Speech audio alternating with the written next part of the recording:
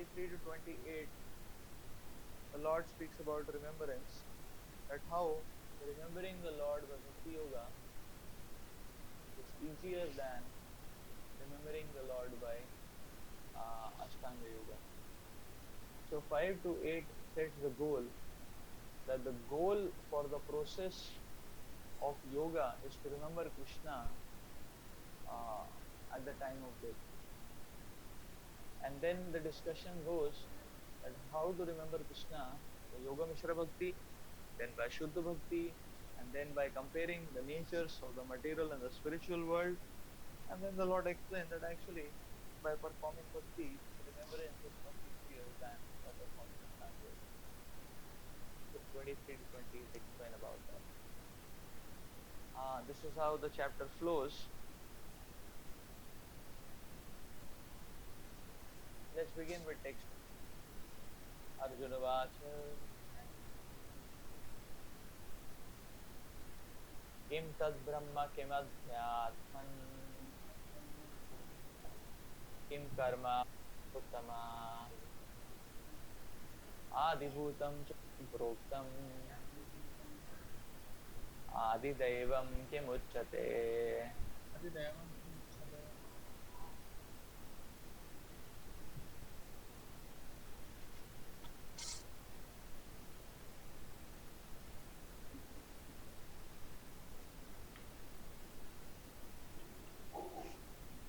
Arjuna inquired, O my Lord, O Supreme Person, what is Brahman?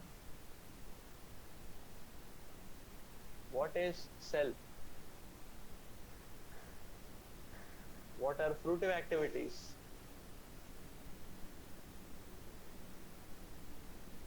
Adibhutam, what is this material manifestation? The next he says, what are the demigods?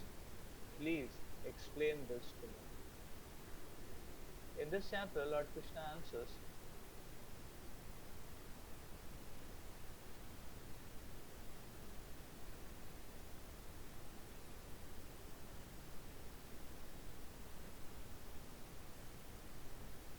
different questions from Arjuna, beginning with, what is Brahman?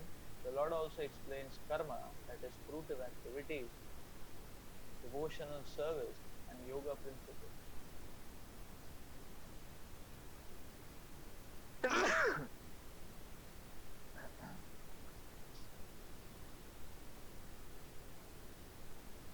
And a devotional service in its pure form. The Srimad Bhagavatam explains that the Supreme Absolute Truth is known as Brahman, Paramatma, and Bhagavan. In addition, the living entity, the individual soul, is also called Brahman. Arjuna also inquires about Atma, which refers to body, mind, and soul. According to the Vedic dictionary, Atma refers to the mind, soul, body, and senses also. Arjuna has addressed the Supreme Lord as Purushottama,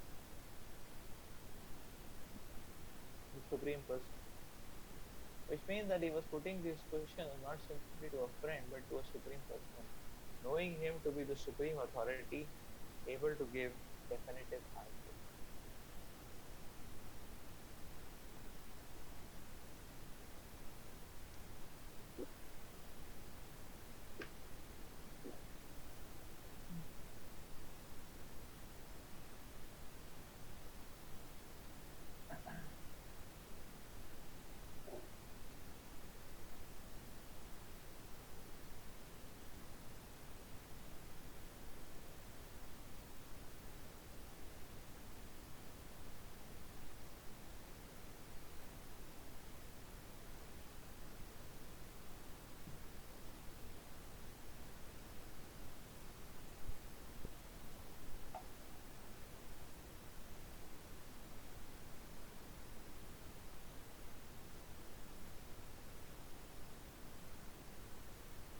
Text 2.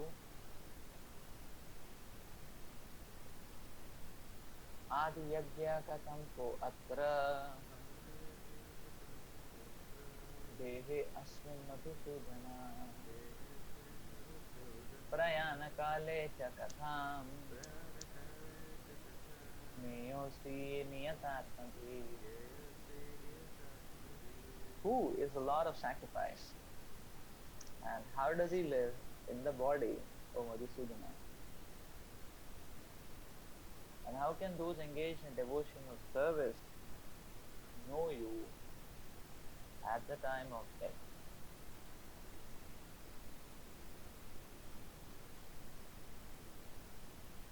Purpose?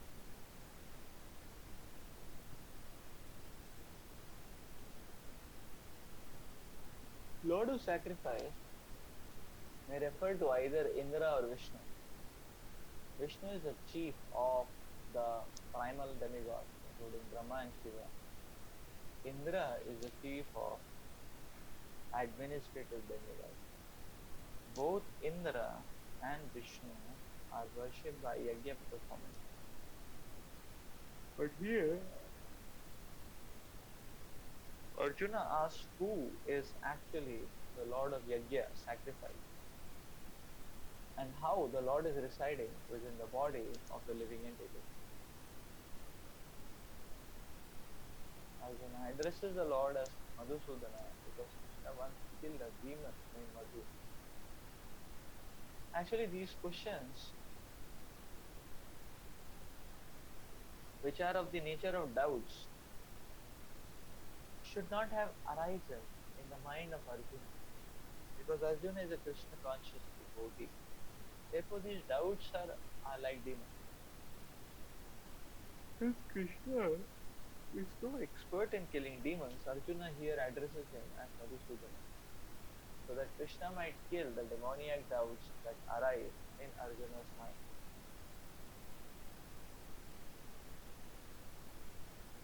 Now the word Prayana Kale is very significant. In this verse is very significant. Because whatever we do in life will be tested at the time of death. Arjuna is very anxious to know of those who are constantly engaged in Krishna consciousness.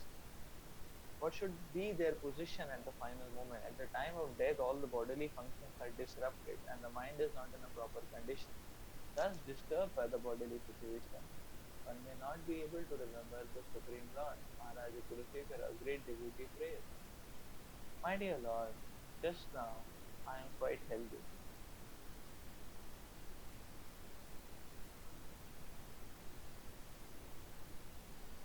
And it is better that I die immediately so that the swan of my mind can seek entrance at the stem of your lotus feet." The metaphor is used because the swan, a bird of the water, takes pleasure in digging into the lotus flowers. Its motive proclivity is to enter the lotus flower. Maharaj Kulashekara says to the Lord, "Now my mind is undisturbed and I am quite healthy. If I die immediately thinking of your lotus feet, then I am sure that my performance of your devotional service will be successful."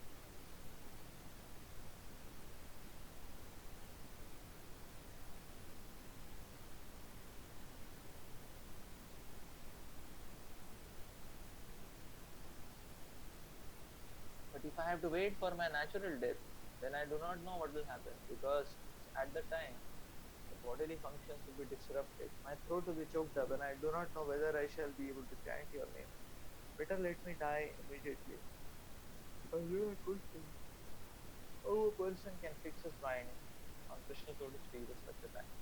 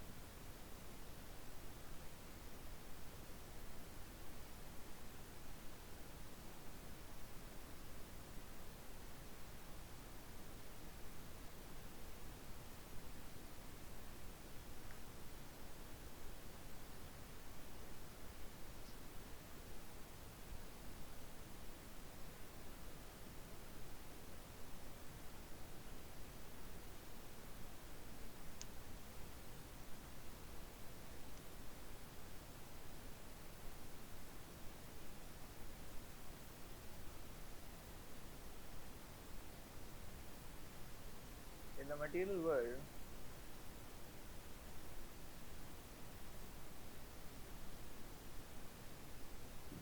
everything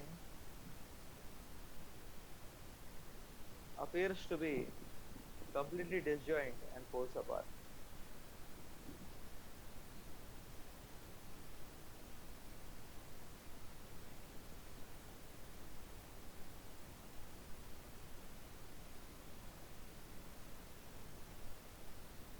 Everything appears to be completely disjoint and poles apart.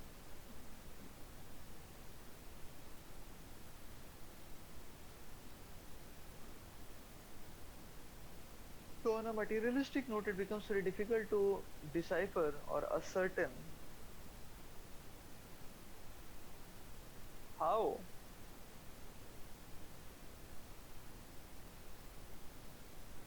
it becomes so difficult to decipher or ascertain that how all these factors can unite.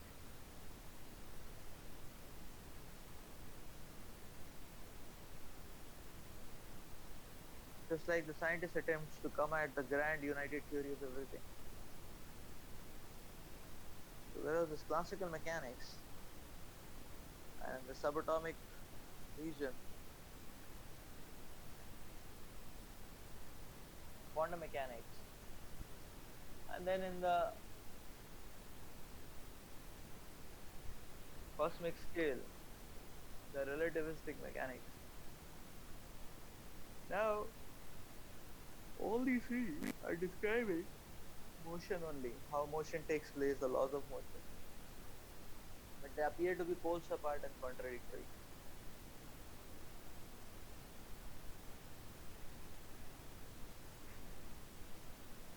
They appear to be poles apart and contradictory. So then scientists were trying for a long time to come up with a grand theory of everything. And one of the exponents of that attempt was Stephen Hawking. That okay, one formula, you can put it on your t-shirt and you can move around. But then some years before, Stephen Hawking was commenting on this grand united theory of everything. And then he passed a final comment, a final conclusion that you see, I'm very happy to announce that the humanity's quest for knowledge will never end. That means there is no grand united theory is going to come.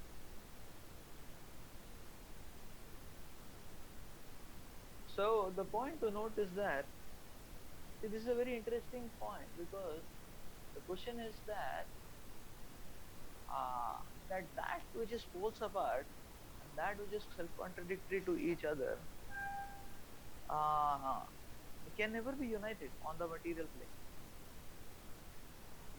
This is very true actually, and therefore they had to give up this whole idea of a grand united theory of everything.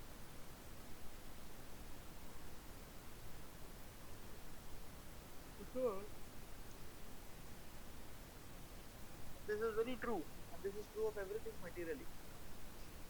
People are not able to reconcile. What to say of anything else? People are not able to reconcile professional life and family life. That appears to be self-contradictory also. People are not able to reconcile self-interest and interest of their family members and relatives. That also appears to be self-contradictory. This is the state of the material affairs where we are living. Now, the whole point is that on the material plane, everything appears to be completely disjoint. And you say, okay, because this, and this, and this, you see, this is all poles apart, this is disjoint, therefore the whole picture is very bizarre. The whole worldview is bizarre.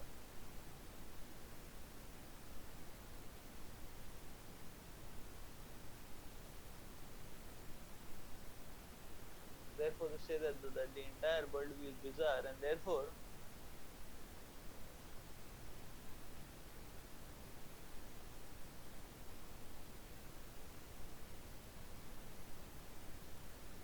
one is perplexed. There is perplexity all around.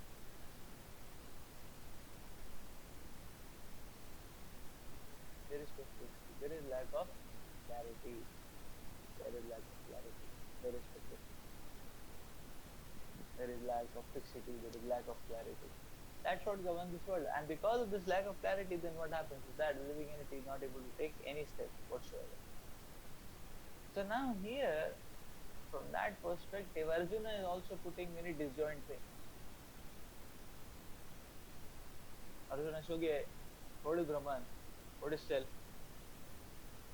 What is karma? And what is demigod? And what is prakriti?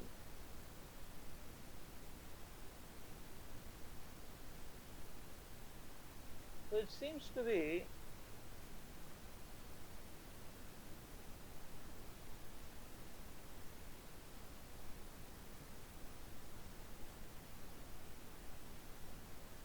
and then he says, who's the Lord? Who's the Lord of sacrifice? How is he present in our body? Where is he present in our body?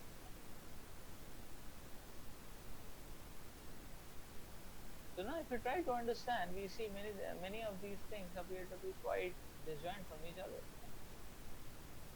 Demigod, karma, and if demigod, then supreme Lord and demigod. If demigods are there, why supreme Lord required? If Lord is there, why demigod required? Everything appears to be quite disjoint. What is the self? Within the self is the Lord. The Lord is outside the self, within the self. It is joint. And what is this Brahman? If it is demigod, if it is Lord, then what is this Brahman doing? What is this floating point?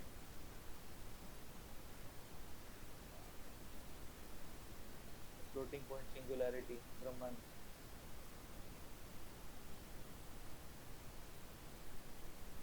If it is a smooth, continuous, differentiable curve, then where is this singularity coming from? The Brahman.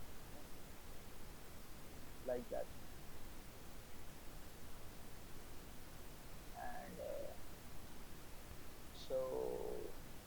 And and then who is self, who is Brahman, who is God, who is demigod? All that is quite hazy. And that's why we see on the materialistic note, in various materialistic philosophers completely make a hodgepodge of all these concepts. So, okay, who is Brahman? You are Brahman. Somebody says, okay, God is Brahman, but you are also Brahman, or you are only God. Then they will say, okay, so God, demigod, who's self? Self is material, self is spiritual, self is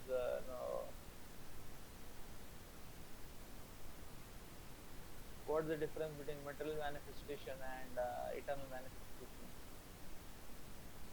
Very confusing. The whole picture is very confusing. So therefore we can see that Arjuna is presenting forward this kind of confusion, because when you introduce some topic to anyone, this is the state of affairs of everybody.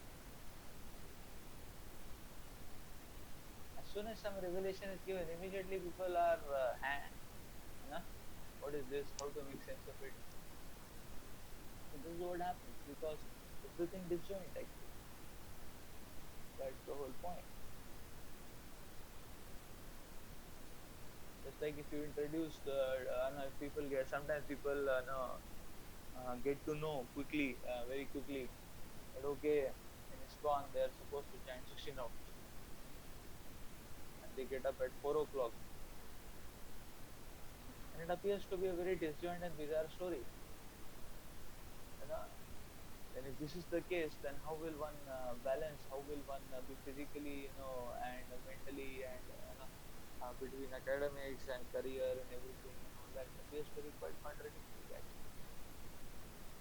So now comes the question of what is the reconciliation point? The reconciliation point is that only when one does Mangalarti and does chanting, then by that spiritual strength he can understand how to do with academics and career. So the reconciliation is not there. One may say, okay, some people say you are giving 4 hours for the morning program, you can work so hard in that much time.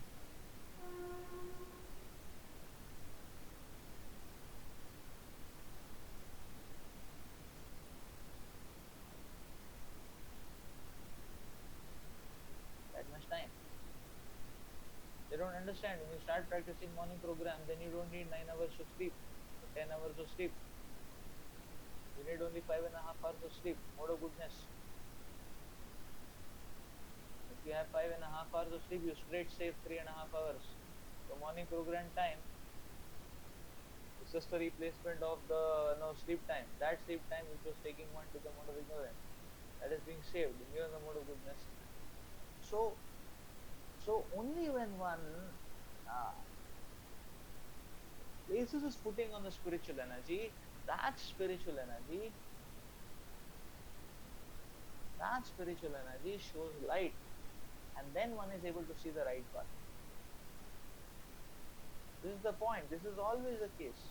Therefore, that is why bhakti requires that enthusiasm. Only with that enthusiasm and faith, when a devotee takes a step forward, then he can understand, okay, now how to work it out from this way. Like that. Otherwise, this never happens. If he says, okay, please, otherwise, it's very difficult to understand. It appears to be very post-effect. It appears to be completely post-effect. So,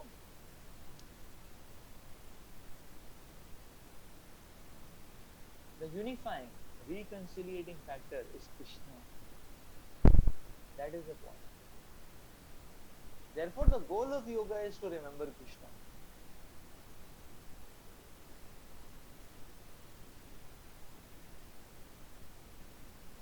It's very interesting. Why it is interesting? Because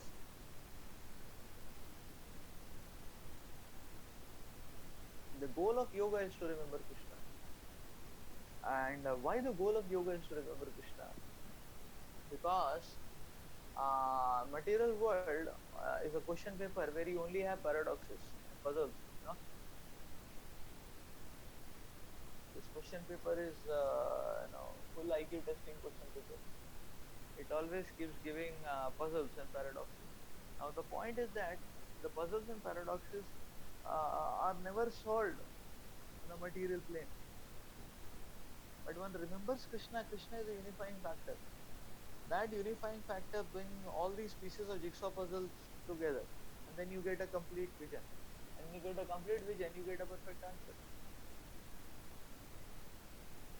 Because all one has to do in this world, everything is there in this world. This world is perfect and complete. No, Ishopanishad talks about that. Material world is complete because it is emanation from the Supreme Lord, who is the complete whole. Therefore, material world is complete whole because it offers complete facility for the complete living entity to realize his completeness.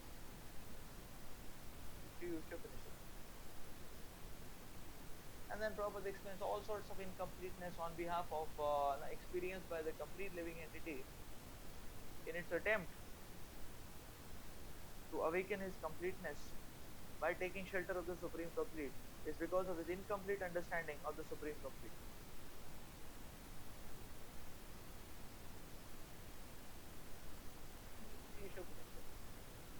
Prabhupada explains so beautifully, terrific word, terrific explanation. Fantastic. So the material world complete, but the point is that all the bits and pieces are here and there. And they don't appear, they never appear to be together. But you bring in Krishna, then that unites. And when it unites, then you get a complete picture. That is the solution. So that is why, if you remember Krishna, unification takes place, and therefore the right answer we get. That is why remembrance of Krishna is the goal, actually. It's very interesting to note this point. So this whole chapter will revolve around remembrance of Krishna, which is established as the one-point goal of the process of yoga. Established as the one-point goal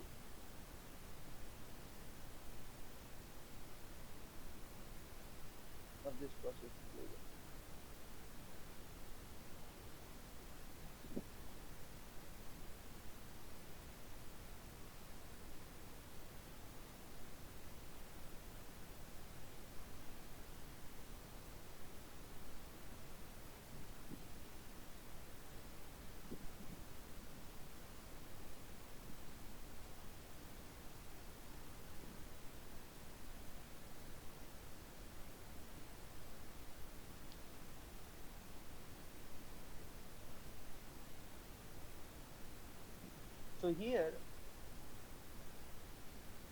we see that Arjuna is posting these kinds of doubts. However, Prabhupada is explaining that for such a pure devotee as Arjuna, or Krishna conscious devotee as Arjuna, these kinds of doubts should never have come. Bhagavad explains that. Prabhupada explains this.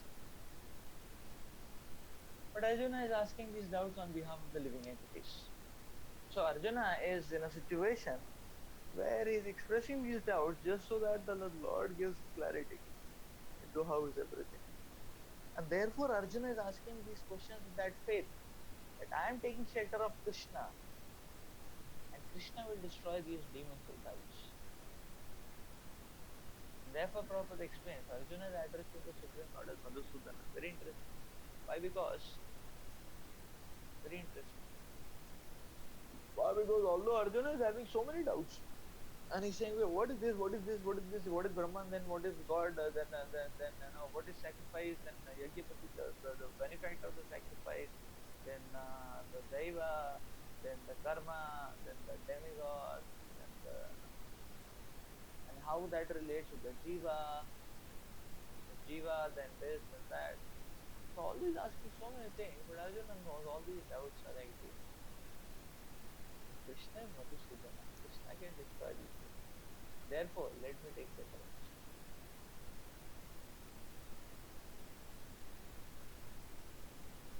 Let me take shelter of Krishna. So this is very instructive for a sadhaka.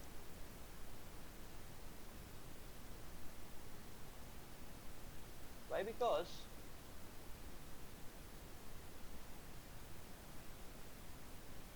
we have to understand that by the practice of bhakti, see, the practice of bhakti never makes a sadhaka into all-knowing. One never becomes all-knowing, all-encompassing personality. That only the Supreme Lord can do. Tiny puny jivas like us cannot rise to that level. So now, although the devotee is not all-knowing, still he is all-peaceful. If somebody is all-knowing, past, present, future, everything, then he can be peaceful. But a devotee doesn't know everything, but he is peaceful.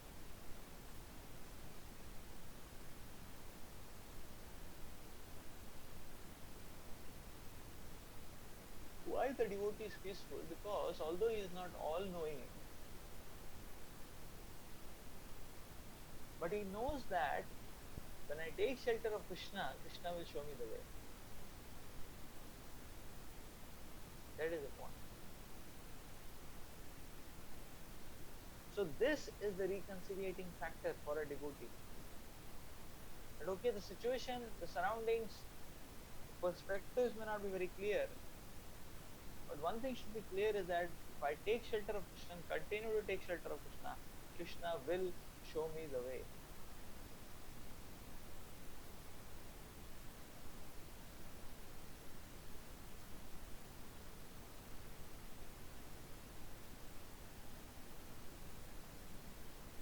Krishna will show me the way, no matter what.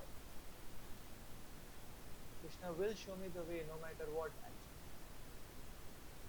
So that is something which a devotee should hook on to. That is something which a devotee should hook on to. So lack of clarity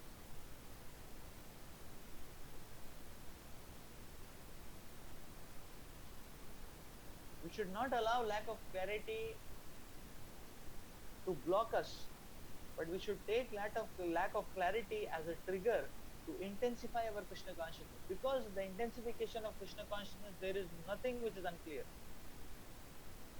And if Krishna consciousness is diluted, then there is nothing which is clear. And that is the case of materialistic people. There is nothing which is clear in front of them. They cannot even have trust and faith on their own wife or husband.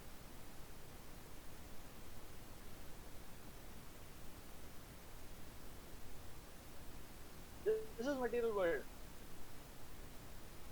No clarity. No faith.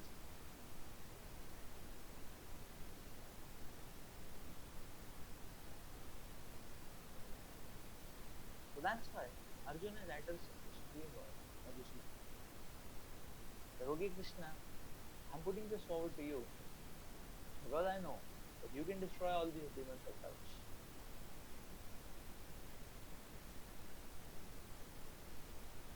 You can destroy all these demons.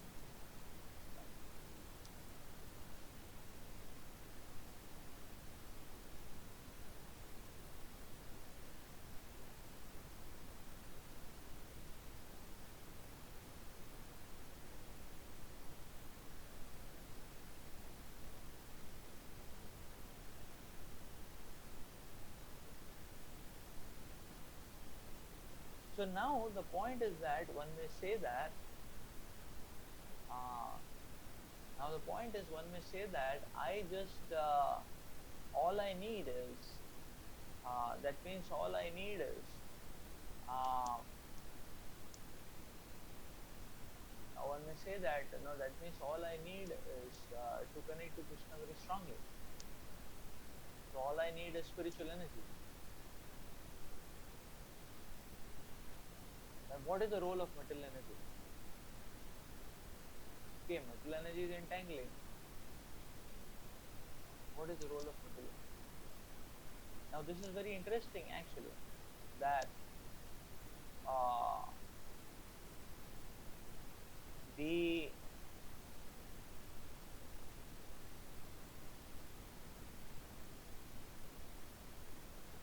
the the experience of spiritual energy, the experience of spiritual energy is the experience of spiritual energy, that spiritual energy is getting conducted into our systems, that experience gets manifested on the plane of the material energy.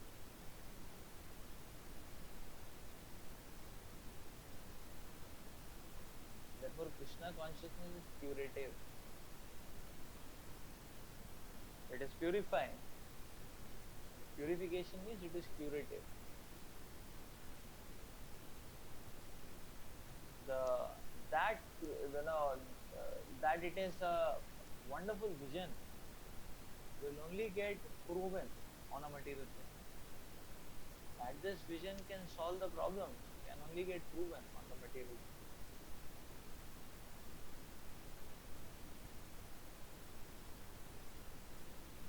So in that way we can see that because material plane offers the testification of the spiritual strength,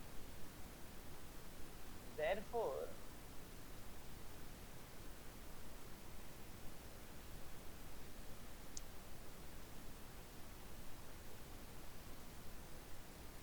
testing one's spiritual insights and inputs on the material plane will boost or enhance one's faith.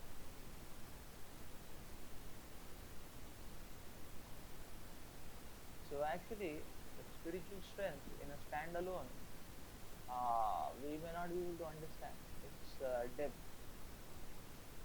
but only when we test it, when we don't have to test it in a negative sense, we can test it in a positive sense.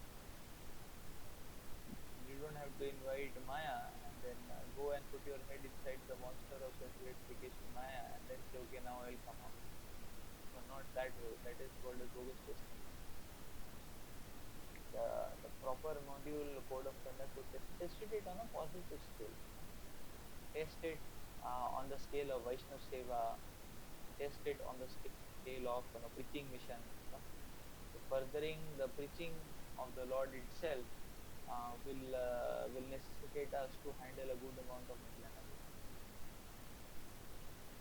That's a positive plane for testing. But then we can see how these qualities and values will help us digest provoking situations, overcome situations, transform situations, transform people, and so on. That's the point. So, the testification has to happen on the material plane. So that is why, you see, theoretically, one will not have a very intense spiritual fervor. So therefore, if one only takes to a recourse of just doing sadhana, then one will end up in a theoretical track where one will never understand the meaning and the depth of what